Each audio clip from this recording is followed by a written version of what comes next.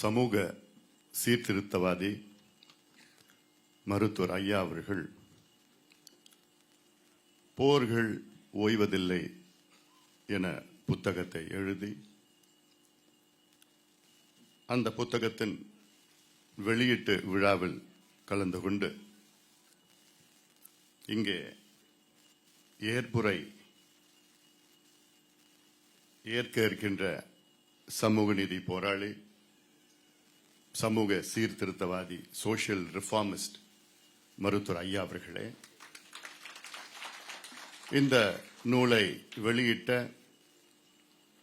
எங்களுடைய குடும்ப நண்பர், மிக எளிமையான குடும்பத்திலே பிறந்து இன்று லட்சக்கணக்கான இளைஞர்களுக்கு கல்வி கொடுத்து கொண்டு பல சீர்திருத்தங்களை செய்து வேலூர் மாவட்டம் மட்டுமல்ல தமிழகத்தில் உள்ள மாணவ மாணவிகளுக்கு ஒளியேற்று இருக்கின்ற VIT பல்கலைக்கழகத்தின் வேந்தரும் நிறுவனரும் ஐயா முனைவர் திரு விஸ்வநாதன் அவர்களே, இந்த நூலை பெற்ற உலக புகழ்பெற்ற VGP குழுமத்தின் தலைவர் முனைவர் மரியாதைக்குரிய திரு சந்தோஷம் அவர்களே, நம்ம எல்லாம் அன்போடு வரவேற்ற பாட்டாளி மக்கள் கட்சியின் கௌரவ தலைவர் திரு GK மணி அவர்களே, நன்றி உரை ஆற்ற இருக்கின்ற முன்னாள் மத்திய இணை அமைச்சர் AK மூர்த்தி அவர்களே, இந்த இனிய விழாவிற்கு வருகை தந்திருக்கின்ற முன்னாள் மத்திய இணை அமைச்சர் அரங்க வேல் அவர்களே, முன்னாள் நாடாளுமன்ற உறுப்பினர் அவர்கள், செந்தில் அவர்கள், பால் அவர்கள், அருள், ஜெயபாஸ்கரன் அவர்கள் உள்ளிட்ட இங்கே வருகை தந்திருக்கின்ற அத்துணை கட்சி நிர்வாகிகள், அமைப்புகளை சார்ந்தவர்கள், பெரியோர்கள், தாய்மார்கள், ஊடக நண்பர்கள் உள்ளிட்ட உங்கள் அனைவருக்கும் அன்புமணி ராமதாசன் பணிவான வணக்கங்கள். உங்கள் அனைவரையும் நானும் ஒரு முறை அன்போடு வரவேற்கின்றேன். காரணம், இது எங்களுடைய ஐயா உடைய புத்தக வெளியீட்டு விழா, நூல் வெளியீட்டு விழா. எங்களுக்கெல்லாம் ஒரு மகிழ்ச்சியான ஒரு நாள். இந்த நூலை பற்றி நான் எதுவும் பேசப் போவது கிடையாது. காரணம், நீங்கள் எல்லாம் அதை படித்து நீங்கள் தெரிந்து கொள்வீர்கள். இங்கே இருப்பவர்களுக்கு இந்த நூலை பற்றி உங்களுக்கு நன்றாக தெரிந்திருக்கும். இதற்கு முக்கியமாக ஒருவருக்கு நான் நன்றி சொல்ல வேண்டும். பாவேந்தன் அவர்களுக்கு நான் தனிப்பட்ட முறையிலே நன்றி சொல்ல வேண்டும். காரணம், இந்த நூலை அவர் தொகுத்து, ஐயா அவர்கள் சொல்ல சொல்ல, அவர் எழுத எழுத அதெல்லாம் தொகுத்து இந்த நூலை உருவாக்கியிருக்கின்றார்கள். இந்த நூலில் இருப்பது எங்களை பொறுத்தவரை வெறும் ஐயா செய்த வெறும் 10% தான். 90% இந்த நூலிலே கிடையாது. அதை பற்றி பேச வேண்டும் என்றால் மணிக்கணக்கில் பேசலாம். நம்முடைய கௌரவ தலைவரை விட்டா நான் ஒரு நாள் முழுவதும் பேசிக்கிட்டே இருப்பார். தண்ணி கூட குடிக்காம பேசிக்கிட்டே இருப்பார் அவர். ஏன்னா அவ்வளோ இருக்கு, பேசிக்கிட்டே இருக்கலாம். எவ்வளோ சாதனைகள் நான் சொல்லியிருக்கிறேன். ஒரே வார்த்தையில் சொல்லிட்டேன், சமூக சீர்திருத்தவாதி, அவ்வளவுதான். Social reformist. இப்படி ஒரு மனிதன் உருவாகுவது மிக மிக அரிது. 100 ஆண்டுகளுக்கு முன்பு ஒரு மனிதன் பிறந்தார், தந்தை பெரியார் அவர்கள். அவரும் ஒரு சமூக சீர்திருத்தவாதி, சோஷியல் ரெவல்யூஷனரின்னு சொல்லலாம், சமூக போராளி என்று சொல்லலாம். அதே குணம் உடைய நம்முடைய மருத்துவர் ஐயா அவர்கள் சமூக சீர்திருத்தவாதி. ஏன்னா இந்த சமூக சீர்திருத்தவாதி என்றால் எல்லாமே எல்லாம் ஒன்று சேரும்.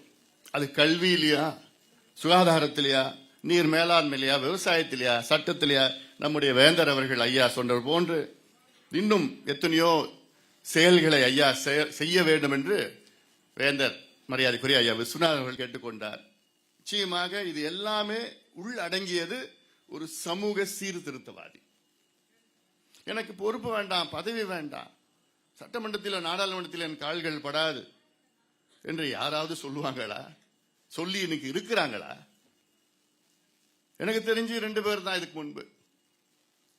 எந்த பொறுப்பும் இல்லாமல், எந்த பதவியும் இல்லாமல் ஒருத்தர் மகாத்மா காந்தி, அடுத்தது ஜெயபிரகாஷ் நாராயணன், இன்று மருத்துவர் ஐயா அவர்கள். இந்தியாவிலே 3 பேர் தான். தந்தை பெரியார் கூட ஈரோடு மாநகராட்சியில தலைவராக இருந்தார். இப்படி மற்ற தலைவர்கள் எல்லாம் ஏதோ ஒரு பொறுப்பில் இருந்திருக்கார். ஆனால் ஐயாவை நீங்கள் எல்லாம் ஒரு போராளியா பார்த்திருப்பீங்க, ஒரு மருத்துவரா பார்த்திருப்பீங்க, ஒரு விவசாயியா பார்த்திருப்பீங்க, பல கோணங்களை நீங்க பார்த்திருப்பீங்க. ஒரு எழுத்தாளரா நிறைய பேர் பார்த்திருக்க மாட்டீங்க. ஐயா இது வரைக்கும் 19 நூல்களை வெளியிட்டிருக்கின்றார். இது 20வது நூல். இது எத்தனை பேருக்கு தெரியும் தெரியல. 20 நூல்களை ஐயா அவர்கள் எழுதியிருக்கின்றார். இவர் எழுத்தாளர். அதுல ஒன்று பாத்தீங்கன்னா சுக்கா மிளகா சமூக நீதி ஒரு நூல். அடுத்தது எங்கே தமிழ். இது முக்கியமான கேள்வி. தமிழ் வச்சுதான் ஆட்சிக்கு வராங்க. ஆனா எங்கேயும் தமிழ், எதிலும் தமிழ் பார்த்தா எங்கேயுமே கிடையாது. அடுத்தது இசையின் இசை. அந்த கோணத்திலையும் நீங்க எத்தனை பேர் பார்த்திருக்கீங்க தெரியல.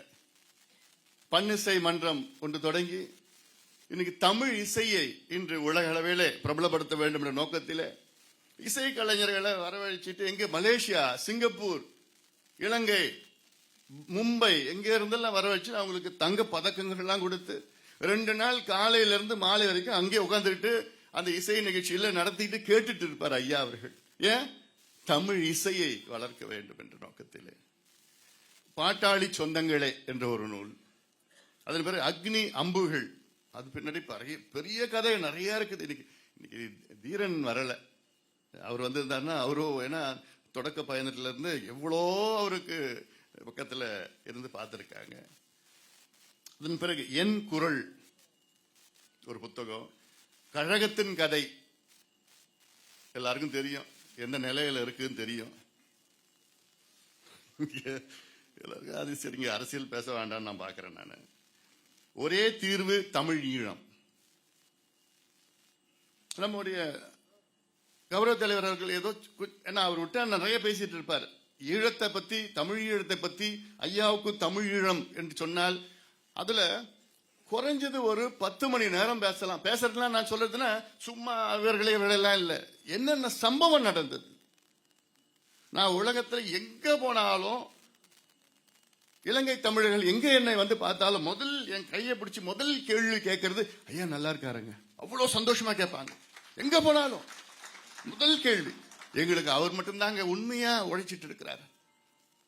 எந்த எதிர்பார்ப்பும் இல்லாமல். எப்படி? இன்வெர்டட் காமர்ஸ்ல எந்த எதிர்பார்ப்பும் இல்லாமல். எந்த எதிர்பார்ப்புனா என்ன? மற்றவங்களாம் அது வியாபாரமா பண்ணிட்டு இருக்காங்க. ஐயா அது ஒரு போராட்டமா பண்ணிட்டு இருக்கிறார். அப்ப கேட்கிறப்பல நல்லா இருக்காரு, அவர் நல்லா இருக்கணுங்க. அப்படி எவ்வளவு நடந்திருக்குது. இங்க நடந்த போராட்டம் மட்டும் கிடையாது, இது இல்லாமல் எவ்வளவு நடந்திருக்குது. அடுத்தது மக்களை காக்கும் மது விலக்கு. மக்களை காக்க மது விலக்கு. இத பத்தி பேசணும்னா மணி கணக்கெல்லாம் கிடையாது, நாள் கணக்கு பேசணும். நாள் கணக்கு பேசணும்.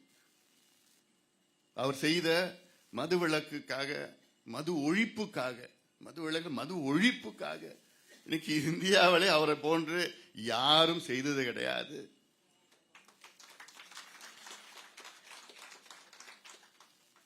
தொடர்ந்து இன்னும் செஞ்சிட்டு இருக்கிறார், இன்னும் செய்துட்டு இருக்கிறார். அவர் மட்டும் இதை கொண்டு வரல, இந்த போராட்டத்தை கொண்டு வரலன்னா இன்னைக்கு தமிழ்நாட்டில் எந்த கட்சியும் இதை ஏத்திருக்க மாட்டாங்க. கொள்கை ரீதியில இன்னைக்கு ஏத்துட்டு இருக்காங்க.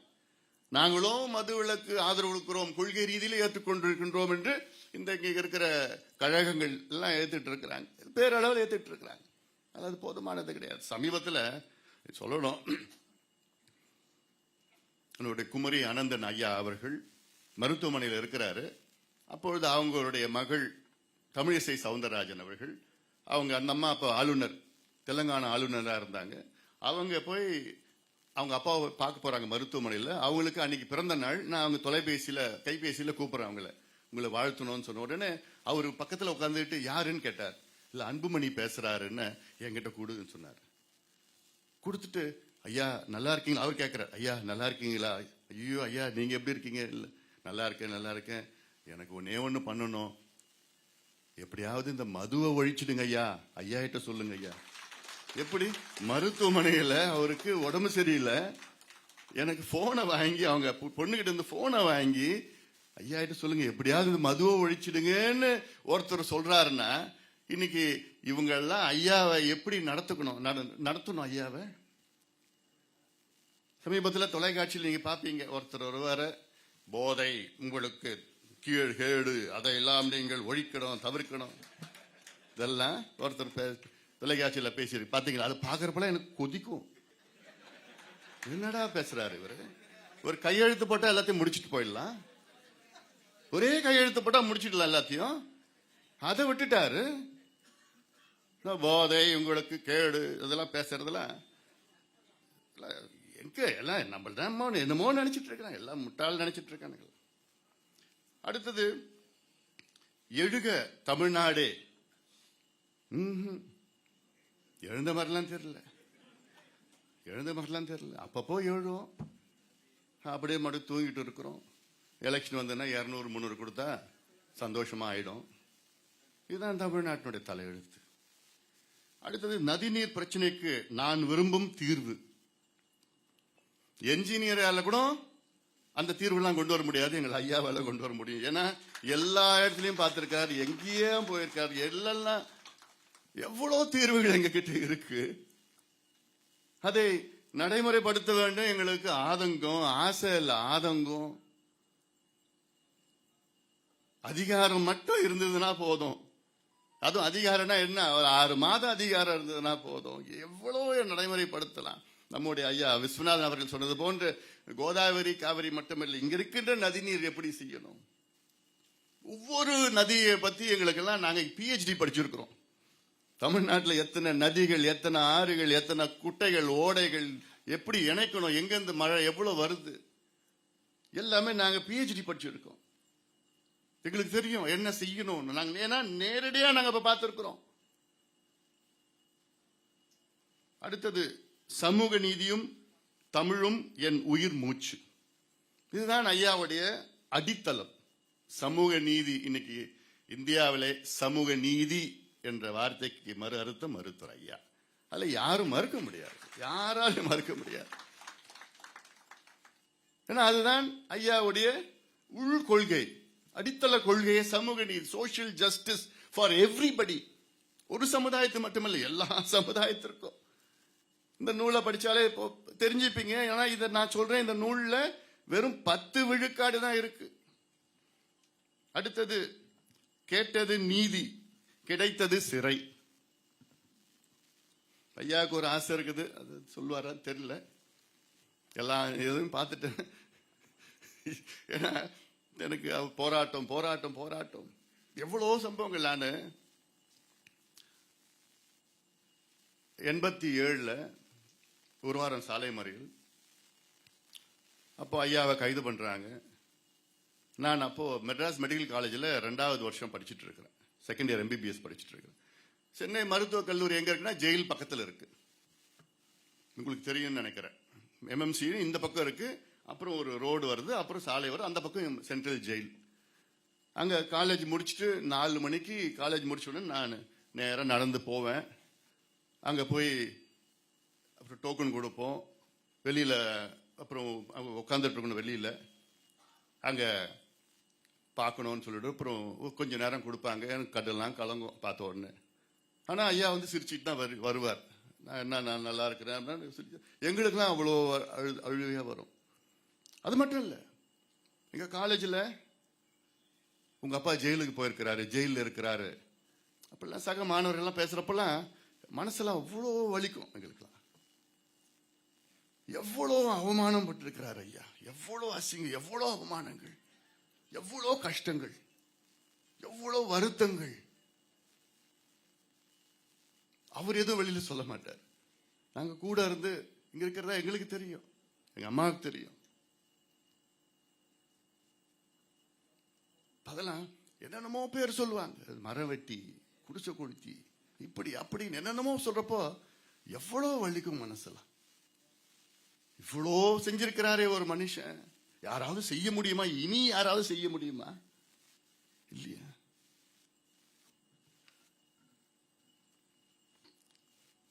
100 வினாக்கள் 100 விடைகள் ஒரு புத்தகம். தமிழகத்தின் உயிர் நாடி அப்படின்னு ஒரு நூல் எழுதியிருக்கிறாரு. தத்தளிக்கும் கல்வி, இதுதான் நம்முடைய வேந்தர் அவர்கள் பல முறை சொல்லியிருக்கிறார். தத்தளிக்கும் கல்வி எப்படி இருக்கணும்? ஐயாவுடைய நோக்கம் கல்வினா சுகமான கல்வி. சுகமான கல்வினா நல்ல சந்தோஷமா குழந்தைங்க போய் பள்ளிக்கூடம் போகணும். கட்டணமில்லா கல்வி, சுமையில்லா கல்வி. மூட்டை தூக்கிட்டு போகக்கூடாது, எது புத்தகத்தை மூட்டை தூக்கிட்டு போகக்கூடாது. இப்படியெல்லாம் இலவச கல்வி, இப்படியெல்லாம் ஒரு கல்வி கொடுக்கணும்னு எப்போ இது சொன்னது? எப்போ? 40 ஆண்டுகளுக்கு முன்பு சொன்னது. ஆனா இன்னுமே நிறைவேற முடியலையே, நிறைவேறலையே. பண்பாட்டு சீரழிவுகள், பண்பாட்டு சீரழிவுகள்லாம் இப்ப நம்ம தெரிஞ்சு போச்சு என்னென்ன இருக்கு. அமெரிக்காவில் நடக்கிறது நம்ம இங்க நடக்கிறோம். வேலண்டைன்ஸ் டே அங்க போனா உடனே இங்க வேலண்டைன்ஸ் டேல அதுதான் கொண்டாடுறோம். நம்ம பொங்கல் கொண்டாடுறது இல்லை. நேற்று திருவண்ணாமலை போயிட்டு வந்தா வர வழியில பார்த்தா எங்க பார்த்தாலும் அந்த தீபத்தை ஏற்றி வச்சிருக்காங்க. வீட்டுல எல்லாம் அவ்வளோ சந்தோஷமா இருந்தது எனக்கு உண்மையிலே. எங்க பார்த்தாலும் எங்கடா நான் கேட்டுருது என்னோட கூட வந்திருக்கலாம், என்ன பார்க்கறதுக்கே சந்தோஷமா இருக்கு. எங்க பார்த்தாலும் வீட்டுக்கு வெளியில, கடையில, மேல, வாசல்ல எங்க பார்த்தாலும் அப்படியே தீபத்தை ஏற்றி வச்சிருக்கிறாங்கன்னா இதெல்லாம் நம்முடைய கலாச்சாரம், பண்பாடு, நாகரிகம். இதை காப்பாற்றுவதுதான் நம்முடைய பெருமை. தமிழன்னு சொல்லிட்டு இருக்கிறோம். நம்முடைய மொழி உலகத்திலே பழமையான மொழி. ஆனா இன்னைக்கு யாராவது தமிழ் பேசிட்டு இருக்காங்களா? தமிழ் இருக்கா தமிழ்நாட்டில்? அடுத்தது சமூகம், சில பதிவுகள் ஒரு புத்தகத்தை நூலை எழுதியிருக்கிறாரு. தமிழகம் எங்கே போகிறது, இது போன்ற ஒரு 19 நூல்களை ஐயா அவர்கள் எழுதியிருக்கிறார். இந்த நூல் 20வது நூல். போர்கள் ஓய்வதில்லை.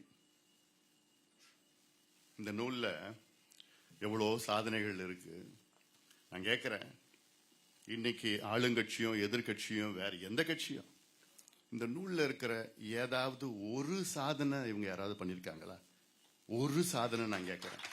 எந்த துறையிலாவது, எந்த துறையிலாவது? ஏன்னா அதை பத்தி தெரியாது அவங்களுக்கு.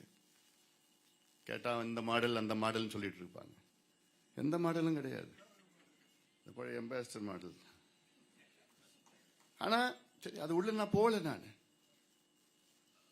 பெண்களுக்கு 1000 ரூபாய் கொடுத்தா அவங்க வாழ்க்கை மாறிடுமா? முடிஞ்சு போச்சு அவங்க வாழ்க்கை, அப்படி சந்தோஷமா ஆயிடுவாங்களா? அதுதான் அவங்க நினைச்சிட்டு இருக்கிறாங்க. ஐயா சொல்லி நம்ம 108 ஆம்புலன்ஸ் விட்டு இருக்கிறோம் இந்தியா முழுவதும்.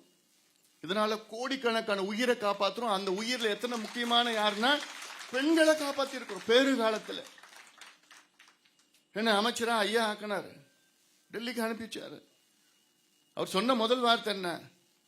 அமைச்சரானதுக்கு பிறகு நான் அவர்கிட்ட கேட்கிறேன், அப்பா என்ன பண்ணணும்? ஒண்ணுமே, ஒரு சிந்தனை, ஒரு நொடி கூட யோசிக்கல. ஜனாதிபதிக்கு கிடைக்கின்ற வைத்திய வசதி சாதாரண குப்பஞ்சுப்ப முனியனுக்கு கிடைக்கணும், அதுக்கு நீ என்ன பண்ணுவியோ செய்யும். அடுத்த நாள் நான் பிரதமரை பார்க்கிறேன், மன்மோகன் சிங், அன்றைக்கு பிரதமர் மன்மோகன் சிங் பார்க்கிறேன். அவர்கிட்ட கேட்டேன், sir what should I do? அவரும் இதுதான் சொல்றாரு. நான் சின்ன வயசுல, நான் கிராமத்துல இருந்தேன், எனக்கு மருத்துவ வசதி இல்லை, இன்னைக்கு எனக்கு கண் பார்வை போனது காரணம் அதுதான். நீ கிராமத்தில் மருத்துவத்தை நீ கொண்டு வரணும். அதே 2 பேருக்கும் அதே யோசனைகள் தான். பிறகு அதெல்லாம் தேசிய கிராமப்புற சுகாதார திட்டத்தை கொண்டு வந்தோம்.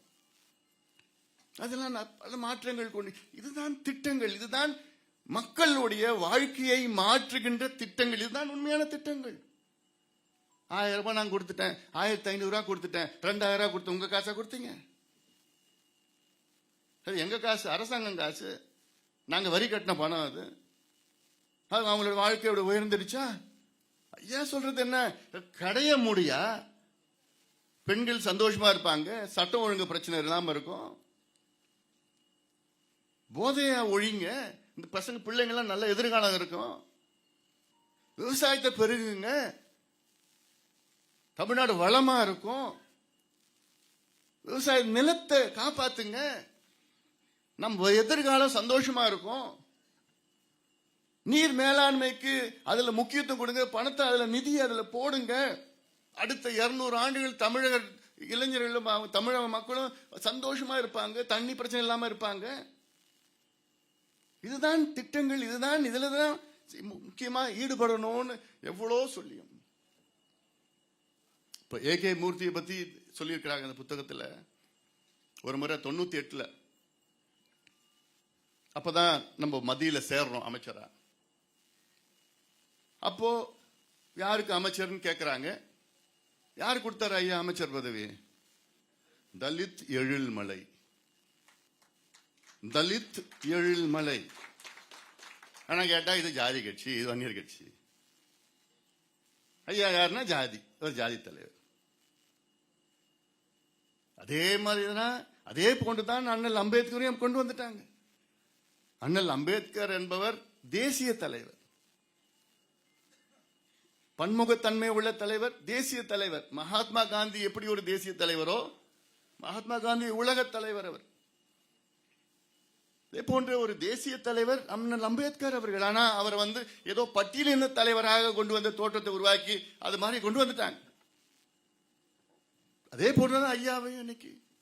ஐயா இன்று ஒரு தேசிய தலைவர், தேசிய அளவில் சீர்திருத்தங்கள், சமூக சீர்திருத்தங்களை கொண்டு வந்த தலைவர்.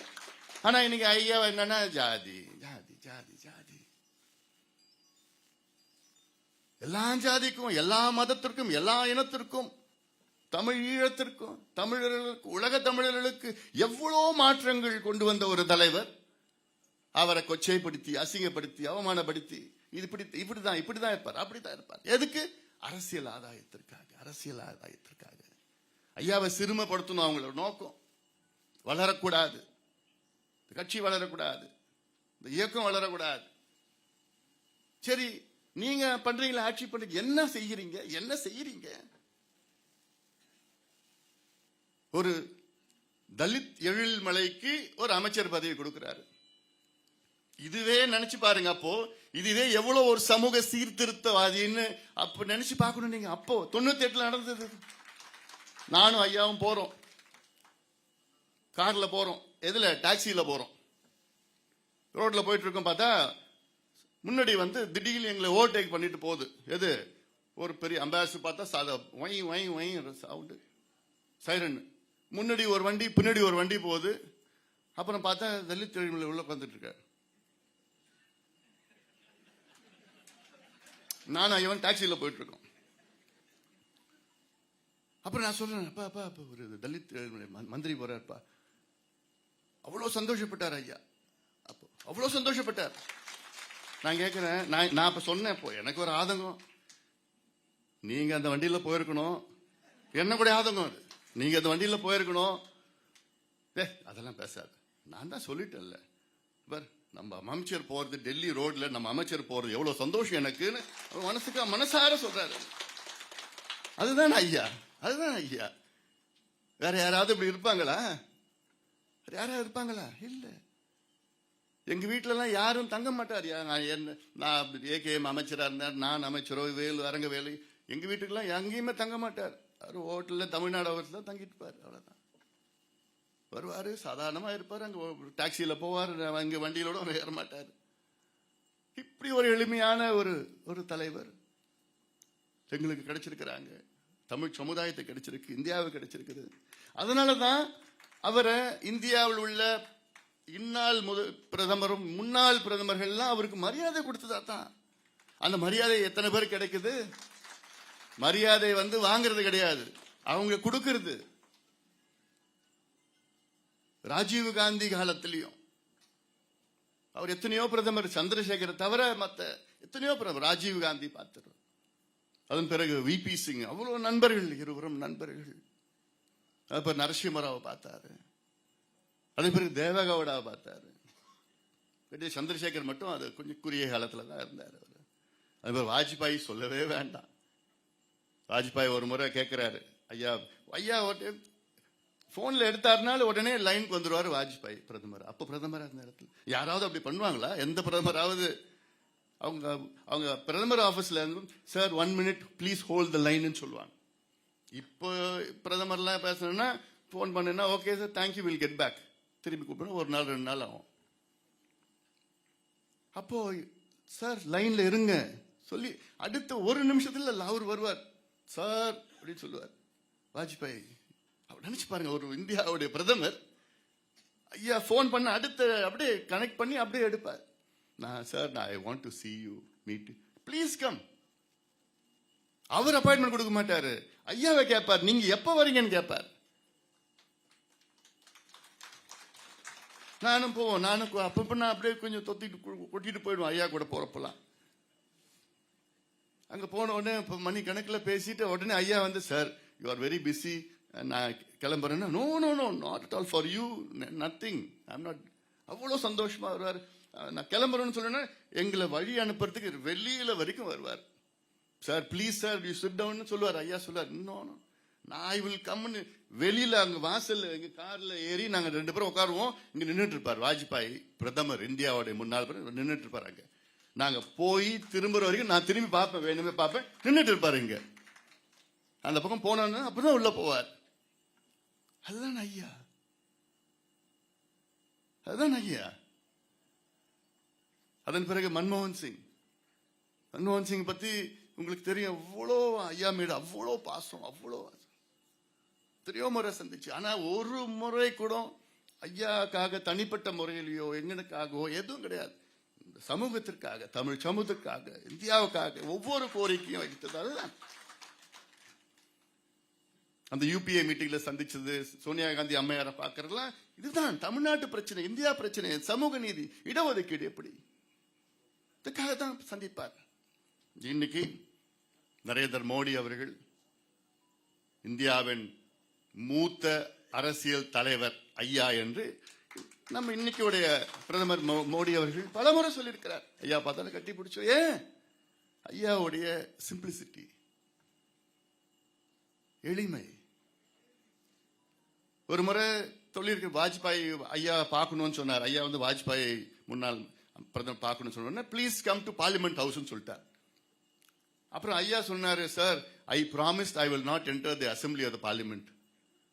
நான் சத்தியம் பண்ணிட்டேன், நான் அசம்பிளி பார்லிமெண்ட்டுக்குள்ள நான் வரமாட்டேன்னு சொன்னோன்னே அவருக்கு அப்படியா, okay no please wait, I will come, I will meet you in 7 RCR race course road, அவருடைய வீடு, ½ an hour ப்ளீஸ் கம் தேர்னு பார்லிமெண்ட்ல இருந்த வாஜ்பாய் அவர்கள் இதற்காக நேரடியாக அவர் வீட்டுக்கு போய் ஐயாவை அரை மணி நேரம் சந்திச்சுட்டு மீண்டும் வாஜ்பாய் அவர்கள் பார்லிமெண்ட்டுக்கு போறார். இது போன்ற எத்தனையோ சம்பவங்கள் இருக்கு. ஏன்? ஏன்னா ஐயாவை பத்தி அவங்க எண்ணத்துல அவ்வளோ மரியாதை. காரணம் அவரோட சமூக சீர்திருத்தவாதி. ராஜேஷ் பைலட் இன்னைக்கு இருந்திருந்தாருன்னா அவர் பிரதமரா இருந்திருக்கலாம். அப்போ அப்படிப்பட்டவர் இன்னைக்கு ஐயாவை இந்தியாவில் உள்ள அனைத்து ஒடுக்கப்பட்ட, தாழ்த்தப்பட்ட, பிற்படுத்தப்பட்ட மக்களின் தலைவர் என்று ஒரு பட்டம் ஐயாவை கொடுத்திருக்கிறார். அப்ப கொடுத்தார். டெல்லியில இப்ப அந்த தலைவர்கள்லாம் இல்லை. இப்போ ராம்விலாஸ் பாஸ்வான் அவர் ஒரு பட்டியலினத்தை சார்ந்தவர். ஐயா மீது அவ்வளோ பாசம், அவ்வளோ. சரத் யாதவ், முலாயம் சிங் யாதவ், லாலு இப்ப இருக்கிறார். அவர் தலைவர்கள்லாம் ஐயா போனான்னு உடனே வந்துருவாங்க, ஐயா பார்க்க வந்துருவாங்க. அப்படிப்பட்டவரை இன்னைக்கு ஒருத்தர் வந்து வேலை இல்லை அவருக்குன்னு சொல்றாரு.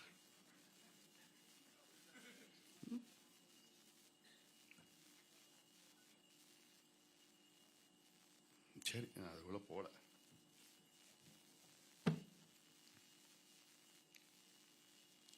இன்னைக்கு எல்லா சமுதாயத்திற்காக இன்னைக்கு ஐயா ஒரு போராளி. எல்லா சமுதாயத்திற்கும். ஆனா ஐயா கடைசியில பேர் என்னன்னா, அது ஒரு ஜாதி கட்சி, இது வன்னியர் கட்சி.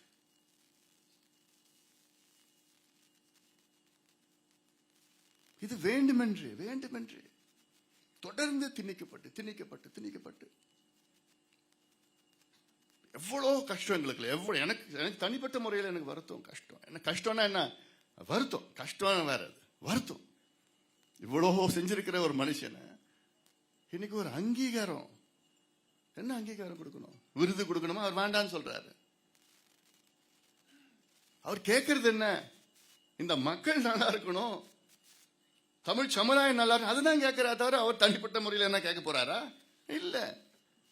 சமூக நீதி பத்தி பேசுறீங்க, மீட்டிங் போட்டு மேடை போட்டு பேசுறீங்க, சமூக நீதியை நிலைநாட்டுங்க, நடைமுறைப்படுத்துங்கன்னு சொல்றாரு. அதை பத்தி அவங்களுக்கு கவலை இல்லை. ஆனா அவருடைய எண்ணம் சொல்றாருல, கடைசி வரைக்கும் குச்சி வச்சுக்கிட்டு ஊண்டிட்டு கூட, நான் இந்த ஊமை மக்கள் தான் இதெல்லாம், ஊமை ஜனங்களுக்கு நான் ஒரு போராளியாக இருப்பேன். உமா மட்டும் இல்லை அந்த மக்கள் கேட்காது. இல்லைன்னா ஐயா சொல்றது என்னைக்கோ கேட்டு இருக்குமே காதல கேட்டு இருந்ததுன்னா நேரம் எவ்வளோ சீர்திருத்தங்கள் செஞ்சிருக்கலாமே. ஐயா விஸ்வநாதன் அவர்கள் கல்வியை பத்தி சொன்னாரு. வட தமிழ்நாட்டில் பார்த்தீங்கன்னா இருக்கிற 38 மாவட்டத்தில் தமிழ்நாட்டில் உள்ள 38 மாவட்டத்தில் வட தமிழ்நாட்டில் உள்ள 20 மாவட்டங்கள் கடைசியில் ஒவ்வொரு முறை 10வது 12வது தேர்வில் கடைசி 38 எதுனா விழுப்புரம், 37 திருவண்ணாமலை, மாற்றி மாற்றி வரும். 36 தருமபுரி, 35 கடலூர், 34 செங்கல்பட்டு, அதுக்கப்புறம் காஞ்சிபுரம், அவர் அரியலூர், இப்படிதான் மாற்றி மாற்றி கடைசி. இது நான் 1 வருஷம் 2 வருஷம் சொல்லல, 25 ஆண்டுகளாக இதுதான் நடக்குது. இதுதான் இதுக்கு அசிங்கம், அது கைத்தட்டது. 25 ஆண்டு காலமாக இதுதான் நடந்துட்டு இருக்குது. கடைசியில பார்த்தா இந்த மாவட்டம், அந்த காலத்தில் வடார்காடு, தென்னார்காடு, செங்கல்பட்டு மாவட்டம், சேலம் மாவட்டம், 4 பெரிய மாவட்டம் எல்லாம் பிரிச்சிருக்குது. அன்னைக்கு என்ன நிலையோ இன்னைக்கு தான் அதான்.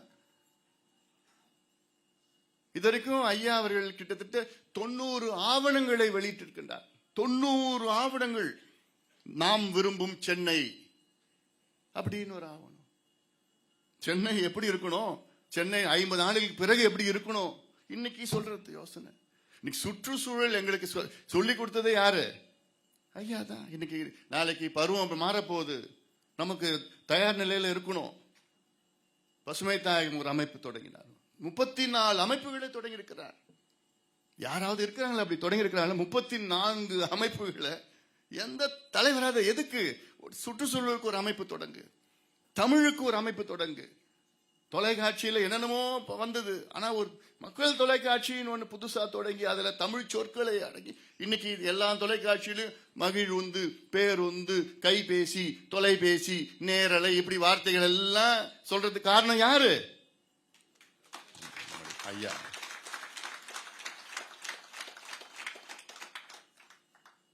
மாநாட மயிலாட. ஆனா இன்னைக்கு தமிழ் பேச வைக்கிற அதை மாத்தி இன்னைக்கு தமிழ் பேச வைக்கிற அதை யார் செய்தான? எங்க ஐயா தான்.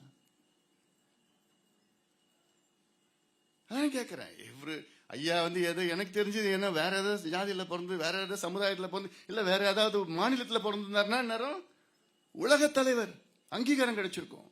அந்த அங்கீகாரத்துக்காக தான் ஐயா வேலை செய்யல. ஐயா இல்ல, அவருக்கு அங்கீகாரம்லாம் தூசி போன்றது. எங்களுக்கு ஏக்கம் இருக்கு, எங்க மனசுல ஏக்கம் இருக்கு. இவ்வளவு செய்த மனுஷன் நீ அங்கீகாரம், நீ பாராட்ட வேண்டாம், கொச்சப்படுத்தாத. பாராட்டுறதுக்கு உங்களுக்கு மனசுல வராது, கொச்சப்படுத்தாதீங்க. ஐயாவுடைய இந்த பயணத்துல முக்கிய பங்கு எங்களுடைய அம்மா. அவங்களும் சிறு வயதுல கஷ்டப்பட்டு, ஐயாலாம் அந்த கஷ்டம்லாம் அது சாதாரண கஷ்டம் கிடையாது. காலனா ஏதோ வாங்கிறது, காலனா இல்லாத அந்த காலம் ரொம்ப சிரமப்படாது. அது பேசணும்னா அதுக்கு நிறைய பேச வேண்டியதா இருக்கும். இவ்வளோ சிரமப்பட்டு கஷ்டப்பட்டு, ஆனால் படிப்பு அந்த கல்வியை விடலை. படிச்சு அங்கே ஊரில் கிராமத்தில் இல்லை, அப்புறம் சென்னையில் மூட்டை தூக்குனார். மூட்டை தூக்கி அதில் வர வருமானம், அதுக்கப்புறம் சாப்பாடு எடுத்துட்டு போற, வீட்டிலேருந்து ஹார்பருக்கு 5 கிலோ நடந்து போகணும், சாப்பாடு எடுத்துட்டு போற, அதில் வரும் என்ன வருமானம்? காலனா 10 அவ்வளோதான் வரும். அதுக்கப்புறம் படிச்சு பிள்ளைங்களுக்கு டியூஷன் எடுப்பாரு. அதில் பார்க்கில், பூங்காவில், விளக்கு அடியில் அங்கேதான் படிப்பார். என்ன வீட்டில் கரண்ட் இருக்காது. அப்படி எடுத்து அதுக்கப்புறம் படிச்சு ஒரு மருத்துவரா தேர்வு பண்ணப்போ பணம் இல்லை கட்டுறதுக்கு. எங்கேயோ போயிட்டார், தஞ்சாவூருக்கு போய் ஆற்றுல போய் விழுந்துடலான்னு போனார். அப்புறம் எல்லாம் பிடிச்சி கூப்பிட்டு வந்து அவரை எல்லாம் சேர்ந்து பணம் போட்டு படிச்சு கிடிச்சு ஒரு கையெழுத்து போட்டு அமெரிக்காவில் இருந்திருப்பார் ஐயா. விசா, அப்பெல்லாம் அமெரிக்காவுக்கு விசா ஜஸ்ட் கையெழுத்து போட்டால் போதும். அவருடைய நண்பர்கள், ஐயாவுடைய கல்லூரி நண்பர்கள் இன்னைக்கு கிட்டத்தட்ட ஒரு 40 பேர் அமெரிக்காவில் அங்க மிகப்பெரிய அளவில் அங்க இருக்கிறாங்க. அந்த நிலை நீங்க ஐயாவுக்கு வந்திருக்கும். கையெழுத்து போட்டிருந்தாலும் விசா கையெழுத்து, அவ்வளவுதான். அப்போல்லாம் அப்ளை பண்ண போதும். ஆனா நான் இங்க இருப்பேன், என் மக்கள் இன்னைக்கு இவ்வளவு மோசமா இருக்குன்னு ஒரே காரணத்துக்காக தான் இந்தியாவில் இங்க தங்கி இங்க வந்து மருத்துவரா வேலை செஞ்சு ஒரு இயக்கத்தை தொடங்கி சமூக நீதி போராட்டம் செஞ்சு போராட்டங்கள் செய்து செய்து செய்து பிறகு பார்த்தார் கட்சியை ஒன்று தொடங்கி கட்சிக்கு போட்டு இதெல்லாம் பண்ணி எல்லா சமுதாயத்திற்கும், தாழ்த்தப்பட்ட சமுதாயம், சிறுபான்மை மக்களுக்கு, இத்தனையோ நாடார் சமுதாயம் பிரச்சனையா இங்க முதல்ல குரல் கொடுக்குது ஐயா தான். இப்படி எல்லாத்துக்கும் அருந்ததியருக்கு இன்னைக்கு இடஒதுக்கீடு கிடைச்சது யாருன்னா ஐயா தான். இஸ்லாமியர்களுக்கு இடஒதுக்கீடுனா ஐயா தான். தென் மாவட்டத்தில் கலவரம்னா நேராக போய் ஐயா தான் அங்க பண்ணிட்டு இருக்காரு. இன்னைக்கு நான் கேட்கிறேன், வட மாவட்டம் 30 ஆண்டுகளுக்கு முன்னாடி எந்த நிலையில இருந்தது?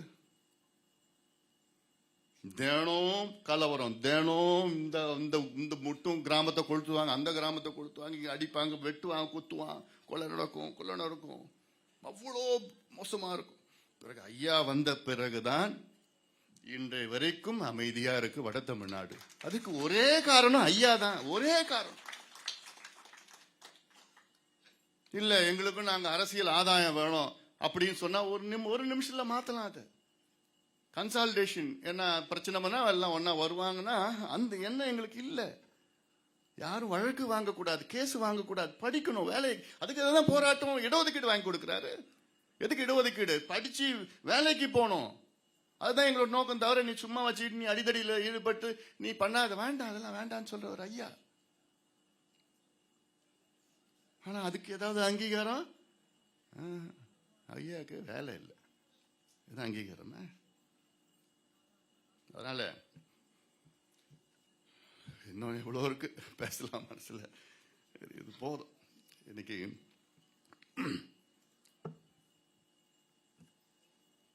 இந்த புத்தகத்தை நீங்கள் அனைவரும் படிக்க வேண்டும். இந்த நூலை படித்து மற்றவர்களுக்கு, குறிப்பாக இளைஞர்களுக்கு, இளைய சமுதாயத்திற்கு இந்த நூலை நீங்கள் கொடுங்கள், படிக்க வையுங்கள்.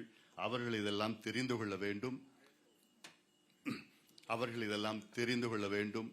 தெரிந்து கொண்டு ஐயாவை பற்றி, ஐயா செய்த போராட்டங்களை பற்றி, ஐயா செய்த சாதனைகளை பற்றி தெரிந்து கொண்டு ஒரு சமூக மாற்றத்தை நாம் எல்லோரும் சேர்ந்து கொண்டு வருவோம். சமூக மாற்றம், அதுதான் ஐயா அவர்களுடைய நோக்கம். சமூக மாற்றத்தை நாம் எல்லோரும் சேர்ந்து, சமூக மாற்றம்னா எல்லாம் அடங்குகிறது. அது கல்வி, சுகாதாரம், வேலைவாய்ப்பு, வேளாண்மை, சுற்றுச்சூழல், நீர் மேலாண்மை, குடிநீர் பிரச்சனை எல்லாமே சேர்ந்ததுதான் சமூக மாற்றம். அந்த மாற்றத்தை நாம் எல்லோரும் சேர்ந்து நாம் அடைவோம் என்று நாம் இந்த நேரத்திலே, இந்த நாளில் நாம் உறுதியேற்போம். நன்றி.